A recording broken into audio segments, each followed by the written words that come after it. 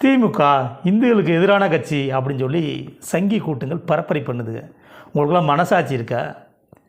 3000த்திற்கும் மேற்பட்ட கோயில்களுக்கு குடமுழுக்கு பண்ணியிருக்காங்க. திருச்செந்தூர், பழனி, இது மாதிரி எண்ணற்ற கோயில்களுக்கு. அது உங்களுக்கும் தெரியும். திமுக ஏன் செய்யுதுன்றதான் உங்களுக்கு வருத்தம். சும்மா கலந்தால் நம்ம ஏதாவது ஒன்று பெறலாமே, பார்த்து எல்லா கோயில்கள்லையுமே புதுப்பிச்சு கும்பாபிஷேகம் பண்ணிடுறாங்களேன்ட்டு உங்களுக்கு வகுத்தறிச்சல்.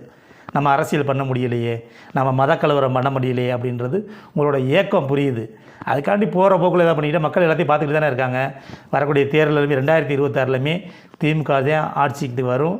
மக்கள் வாங்கின சதவீதத்தை காட்டியும் திமுக கூட்டணி அதிக தொகுதிகளில் வெல்லும், அதிக ஓட்டு சதவீதம் கூடும். கிட்டத்தட்ட நான் சரியாக சொல்கிறேன்னா 234 தொகுதியிலையுமே எடப்பாடி நிற்கிற தொகுதியுமே வெல்றதுக்கு திமுக வாய்ப்பு இருக்குது. அதுக்குள்ள முயற்சிகளை இப்போ எடுப்போம். நல்லாட்சி தொடர வேண்டும் 2024. நன்றி, வணக்கம். சிவகங்கை வேங்கை பிரபாகரன்.